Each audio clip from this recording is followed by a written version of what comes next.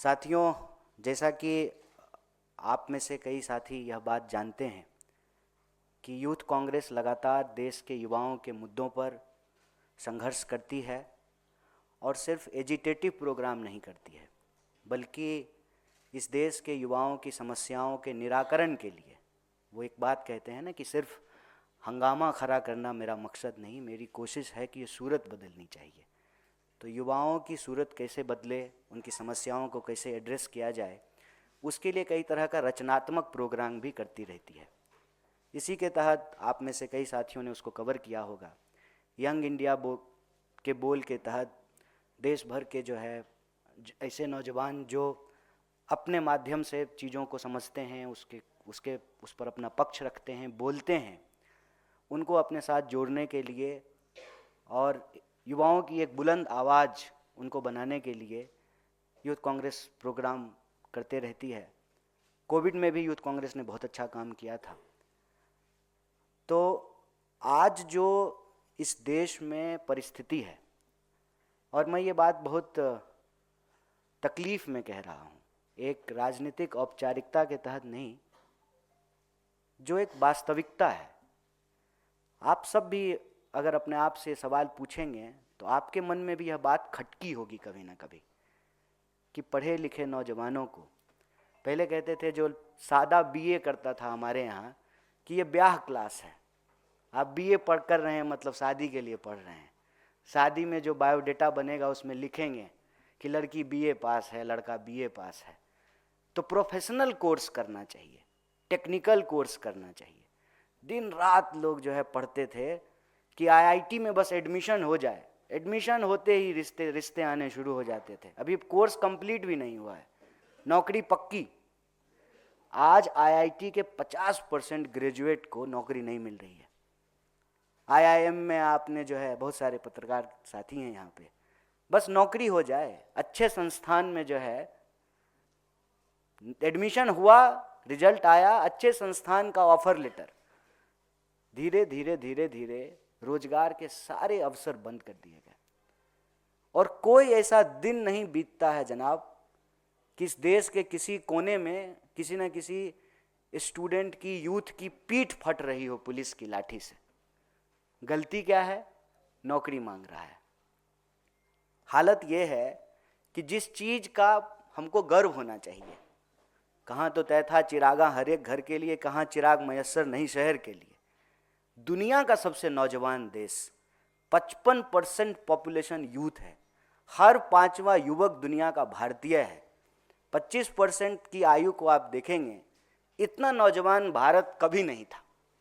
मानव सभ्यता के इतिहास में जितना नौजवान आज भारत है कभी नहीं था। इतनी नौजवान आबादी, पढ़े लिखे लोग, और वास्तविकता क्या है? 1 घंटे में 2 नौजवान आत्महत्या कर रहे हैं। सारे सुसाइड रेट को जो है यूथ सुसाइड ने सरपास कर दिया है। किसान को भी 1 घंटा घड़ी में होगा, 2 नौजवान इस देश का अपनी जान गंवा चुका होगा। ये कितनी दर्दनाक बात है कि आप सोचिए, जो पॉपुलेशन ग्रोथ है उसको सुसाइड रेट ओवर पास कर दिया है। और ऐसा क्यों हो रहा है? इसकी वजह क्या है? इसकी वजह यह है कि एक तरफ पढ़े लिखे नौजवान को 5,000 की नौकरी नहीं है, और एक नौजवान, उसकी शादी में 5,000 करोड़ खर्च किया गया। एक ही देश है, एक तरफ 5,000 की नौकरी नहीं है, दूसरी तरफ शादी में 5,000 करोड़ खर्च किया गया। लोगों को खाने को नहीं मिल रहा है, तभी तो सरकार जो है 5 किलो अनाज दे रही है ना। हाथी खिचड़ी खा रहा है, हाथी तो छोड़िए पत्रकार भी खा ले रहा है। ये हम सब देख रहे हैं अपनी आंखों से। इसीलिए साजिश के तहत इन नौजवानों को नशे में धकेला जा रहा है। हजारों करोड़ के ड्रग्स तो पकड़े जाते हैं, जो नहीं पकड़े जाते हैं उसकी बात छोड़ दीजिए। नौजवान अगर होश में होगा, होश वालों को खबर क्या बेखुदी क्या चीज है, तो नौकरी मांगेगा ना, तो उसको नशे में धकेलो, साजिशन। और नशा करके नौकरी तो दे नहीं रहे हैं, आईपीएल शुरू हुआ, कहा कि गली गली जो है क्रिकेटर निकालेंगे, गली गली जुआरी बना दिया है। साल भर जुआ चलता है। अपने बच्चों का ड्रीम खराब नहीं हो जाए इसलिए हमको कह रहा है कि ड्रीम 11 पे टीम बनाओ। अरे हमारा ड्रीम था डॉक्टर बनने का, हमने डॉक्टरी पढ़ी। इंजीनियर बनने का ड्रीम है, प्लेयर बनने का ड्रीम है, डॉक्टर बनने का, एडमिनिस्ट्रेटर बनने का, पत्रकार बनने का, कवि बनने का, लेखक बनने का ड्रीम है। क्या देश बना करके दे रहे हैं।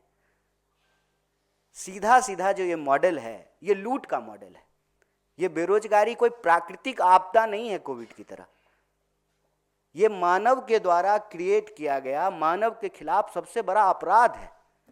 जब आपने नोटबंदी की, हजारों चाउमीन के ठेले बंद हो गए, हजारों गोलगप्पे की दुकान बंद हो गए, हजारों जूस का ठेला बंद हो गया, हजारों छोटे छोटे रोजगार करने के जो संस्थान थे जहां लोगों को नौकरियां मिल रही थी उसको बंद कर दिया।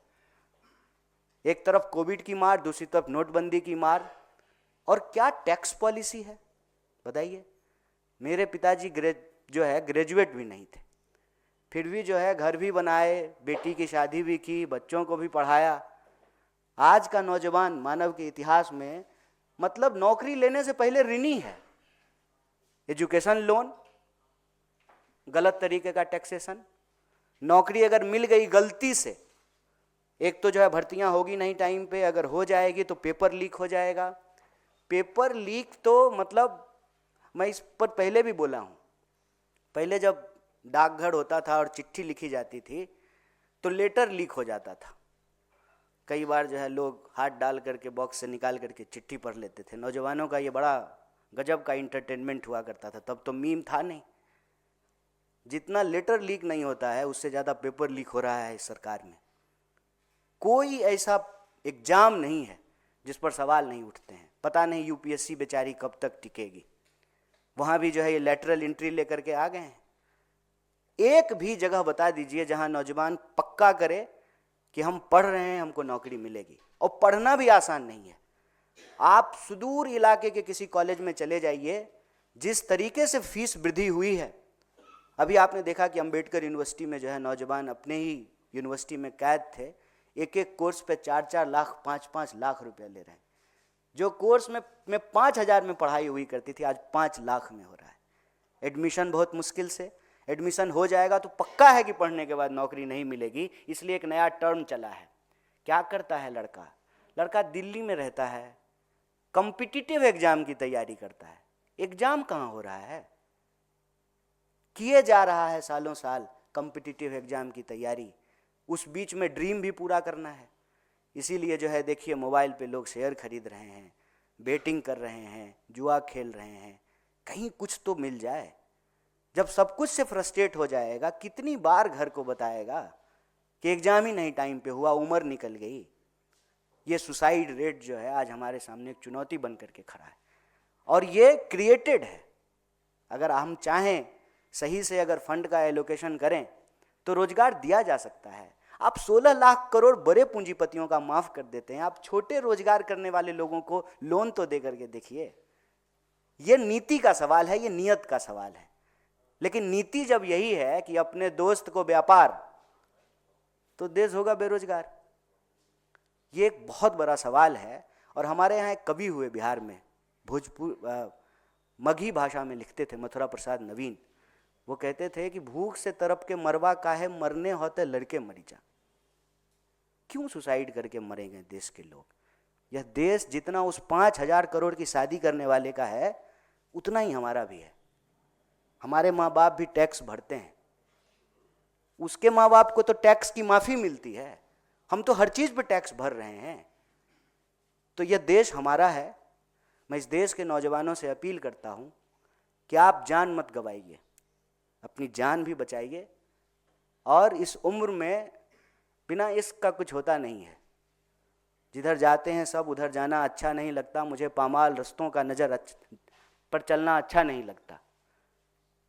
तरफ के नहीं मरना है दोस्त।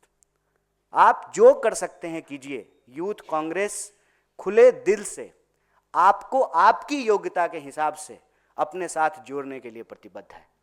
आप बोल सकते हैं तो बोलिए, लिख सकते हैं तो लिखिए, प्रदर्शनों में शामिल हो सकते हैं तो शामिल होइए, और कुछ नहीं कर सकते हैं तो अपने आसपास के लोगों को समझाइए।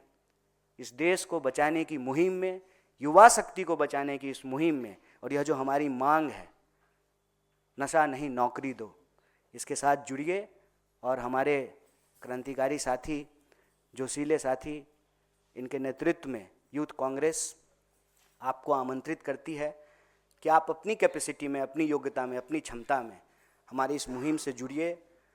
और देश तरक्की तभी करेगा जब देश के लोग तरक्की करेंगे। सबसे नौजवान देश है भारत, 55% पॉपुलेशन है नौजवान। वो तरक्की करेगा तभी देश तरक्की करेगी। तो तरक्की की इस राह में और अपने हक की इस आवाज़ में आप आवाज़ बनिए और हमारी इस मुहिम के साथ जुड़िए। आप सब लोगों ने बड़े धैर्य से हमारी बात को सुना।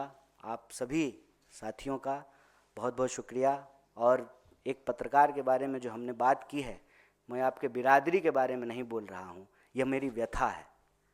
यह इस देश के एक आम नौजवान का दर्द है। जब वो सीन देखता है तो उसको तकलीफ़ होता है कि हमारे देश के साथ क्या हो रहा है। तो आप इसको अदरवाइज़ नहीं लीजिएगा।